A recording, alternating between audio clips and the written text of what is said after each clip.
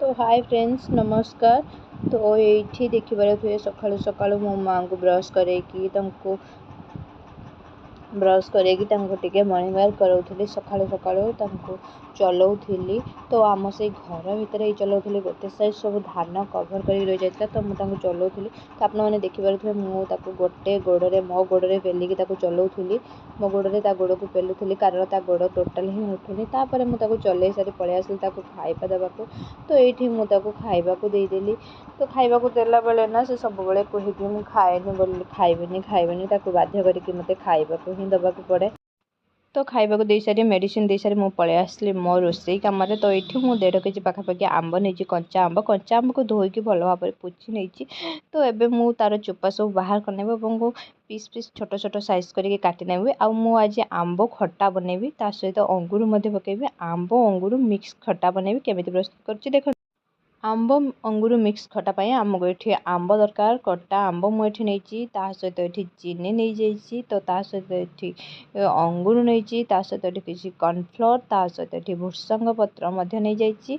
तो तापर ये मुझे तेल कलर लंका हलदी गुंड जीरा गुंड लुण कोटा लंका 2टी आउ ता सहित आमर फुटण नहीं पियाज पानी आउ सोरिष मसला बटा नहीं जाइए। तो यही सब सामग्री को लेकिन मत ए आंब अंगूर मिक्स खट्टा प्रस्तुत करने पड़े। चलते एवं आम रेडी मुझे नुआ यही प्रोसेसटा मत बहुत ही भल लगे। आपण मैंने भी थोड़े निश्चय ट्राए करूँ भावुँ आपण मानक भल लगे। सियाड़े माँ कम करी एपटे भिड बनैबी बहुत ही मत तकलीफ हो भिड बनवाक। जदि मोर किसी भूल थाए तो फास्ट अफ ऑल आपण मैंने मत क्षमा ही करदे जदि मोर किसी त्रुटि थाए भिड बनइबारे।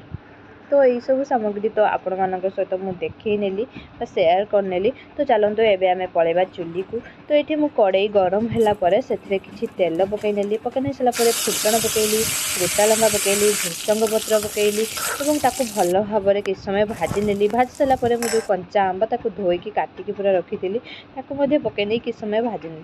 तो भाजी नहीं सारापर तो आंबर जो पानी थाए से मरी सारापर मुझे कौन कली ए सोरिष मसला जो बाटिकी रखी सोरिष मसलार पेस्ट जो थिला सोरिष मसलार पेस्ट पकई नेली भल भाव में कषी। तो कषि सारापर ये देखिए आम हलदी लुण आ लंका गुंड अच्छी तो पकई नेली पकई भल भाव में किसी समय 1 मिनिट पर्यंत मिक्स कर सारापर मुझे किसी हल्का पानी देदेली। तो पानी दे सारापर कलर के मस्त पलि आसला देख आउ ग्रेवीटा के मस्त। तो आंब ये सीझापी मुझे कभर करनेली गैस रे। तो ये देखिए टकर मकर होकर आमर आंब खट्टा फुटुची। तो तापर मुझे जो गोटे बाउल रखी अंगूर कोली पकईदे। आपड़ के अंगूर कोली खट्टा बन खाई। तो मुझे आज आंब आउ अंगूर खट्टा बन मिक्स खट्टाटा आईटा मत खाइबा बहुत ही बढ़िया लगे। आपण मैंने थोड़े निश्चय बनातु आपण मानक निश्चित भाव में भल लगे। तो अंगूर मुझे पकई सारापर तो देखिए कलर किसी एमती थी तो फुटी आसला एमती देखो बढ़िया भाव में टकर मकर होगी फुटुची। तापर आम ए कौन करवा लास्ट चीनी ऐड करवा। तो मुझे चीनी ऐड करदेली। तो चीनी ऐड करदे मिक्स करना सारापर कभर आप देखिपे के मस्त कलर पलि आसी आते मस्त दिन देखा कलर आपण मैंने जानीपे कि आंब खट्टाटा आमर केमिति मत तो बहुत बढ़िया लगुला। एबे कहला बेले मो पाटे बढ़िया लाड़ पलि आस मैंने खाइबा इच्छा हो। तो खाई समस्ते खाई कहले कि हम बहुत बढ़िया है। तो घरे आमर समस्ते मो रोषेई को पसंद करते जेहेतु आम जॉइंट फैमिली जितेबाला भी जेकोसी फेस्टिवल हो कि घर कौन मेम्बर आसतु कि रिलेटिव आसतु रोषेई मुझे करे। तो देखिए ये आमर आंब खट्टा बहुत बढ़िया भाव में प्रस्तुत हो गला। कौन कह आपने देखिए कलर अंगूर कोली भी देखूँ आंबर तो खट्टा आपने खाई अंगूर आंबर मिक्स खट्टा आपण मैंने केवे खाई कि ना कमेंट माध्यम मत जनइबे। आईटा मो प्रोसेस कारण मत ये प्रोसेसटा बहुत ही बढ़िया लगे।